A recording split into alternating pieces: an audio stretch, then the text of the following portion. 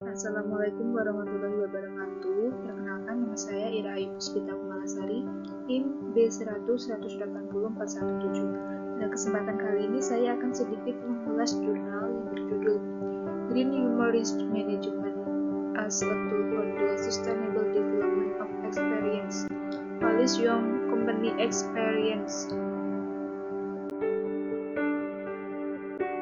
Introduction. Pembangunan berkelanjutan adalah konsep yang menjawab tantangan global terkait aktivitas manusia di negara maju dan berkembang.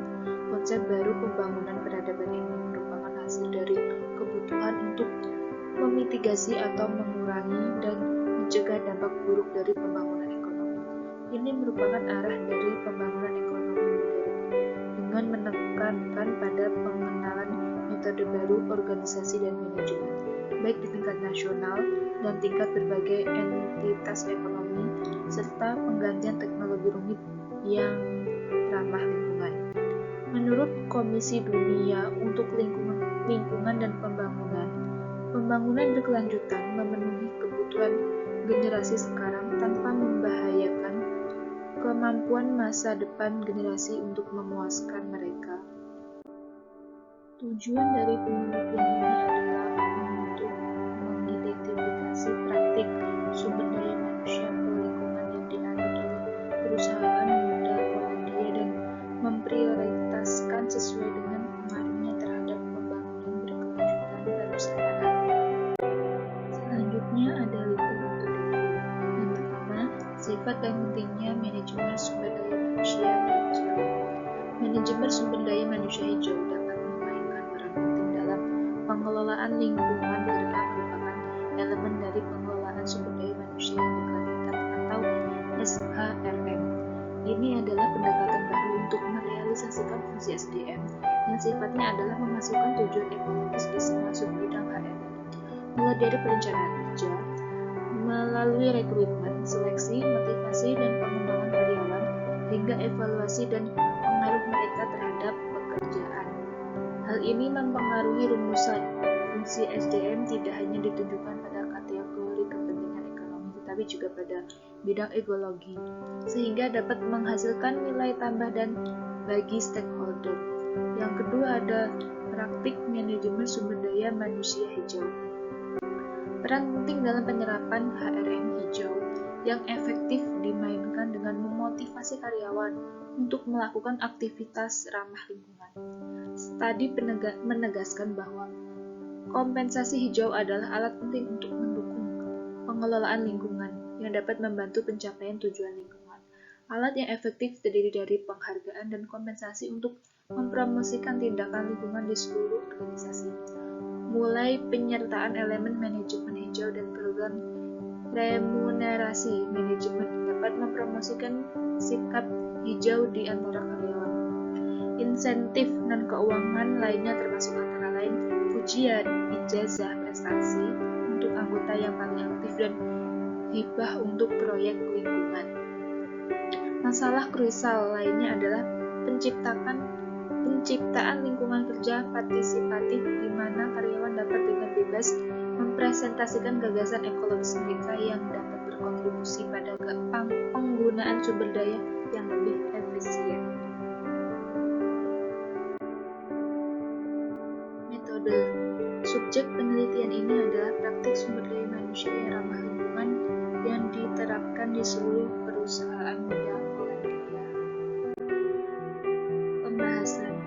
Yang pertama, penilaian dampak praktik sumber daya manusia yang berlingkungan terhadap pengembangan organisasi yang berkelanjutan. Kesenjangan antara teori dan praktik manajemen sumber daya manusia. Terlepas dari potensi praktik HRM hijau yang sangat ditekankan oleh sejumlah spesialis, kontribusi fungsi terhadap pencapaian keberlanjutan dalam kondisi Polandia tidak dianggap cukup. Meremehkan peran SDM dalam pembangunan organisasi yang berkelanjutan tampaknya menjadi salah satu penentu yang lebih penting dari ruang lingkup terbatas di masa konsep GHRM diimplementasikan. Fakta yang dapat menjelaskan keadaan seperti itu adalah bahwa banyak entitas harus menganggap fungsi SDM sebagai mitra strategis yang secara aktif berpartisipasi dalam proses pengambilan keputusan utama yang menghasilkan nilai tambah. Dalam pandangan di atas, lebih dan seling literatur sumber menghasilkan argumen yang menyoroti kebutuhan untuk memastikan bahwa fungsi SDM digunakan untuk tingkat yang lebih besar untuk kepentingan perusahaan yang berkelanjutan. Pembahasan yang kedua yaitu evaluasi lingkup penerapan HRM hijau di Polandia. Harus ditekankan bahwa ketika berbicara tentang Green HRM, kita harus mengacu pada kinerja atau produktivitas jangka panjang bukan jangka pendek. Hal ini karena manfaat penerapan konsep biaya diperoleh di masa depan yang lebih jauh, multidimensi di alam dan tidak selalu mudah untuk diukur. GHRM harus didekati sebagai strategis perusahaan HR jangka panjang yang diarahkan pada penggunaan instrumen kebijakan personalia untuk membangun organisasi yang ramah lingkungan. Pembahasan yang ketiga yaitu ada korelasi antara dampak kegiatan pro-lingkungan pada pembangunan berkelanjutan dan penerapan praktisnya di usia muda.